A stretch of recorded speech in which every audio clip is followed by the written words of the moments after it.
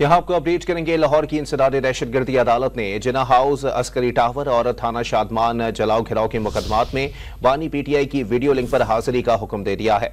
आपको बताएं कि लाहौर की इंसदाद दहशतगर्दी अदालत ने जिना हाउस, अस्करी टावर और थाना शादमान जलाओ घिराव के मुकदमात में बानी पीटीआई की वीडियो लिंक पर हाजिरी का हुक्म दे दिया। मजीद जानते हैं डॉन न्यूज के नुमाइंदे राना बिलाल से। राना बिलाल, अपडेट कीजिएगा। जी, लाहौर की दहशतगर्दी अदालत ने बानी पीटीआई की जना हाउस हमला केस, अस्करी टावर और थाना शादमान जलाओ घिराव के मुकदमात में बरखा जमानत पर समाअत हुई है और अदालत ने कल बानी पीटीआई के वकील को दलाइल देने का हुक्म दे दिया है और साथ ही साथ सुप्रीडेंट अडियाला जेल को हुक्म दिया है कि बानी पीटीआई की वीडियो लिंक पर हाजिरी मुकम्मल करवाई जाए।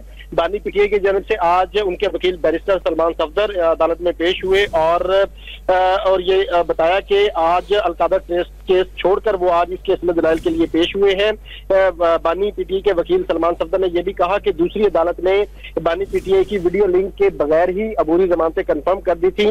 ताहम इंसदाद दहशतगर्दी अदालत के जज ने उस फैसले की कॉपी भी आइंदा समाअत पर पेश करने के अहकाम जारी किए हैं। इस हवाले से लाहौर की इंसदाद दहशतगर्दी अदालत ने बानी पीटीआई की अबूरी जमानतों में कल तक तौसीक करते हुए वकला को हकीम बहस के लिए तलब कर लिया है और सुप्रीडेंट जारी की है कि कल बानी पीटीआई की वीडियो लिंक के जरिए पेशी के लिए इंतजाम मुकम्मल किए जाए। जी, बहुत शुक्रिया राना बिलाल अपडेट करने के लिए।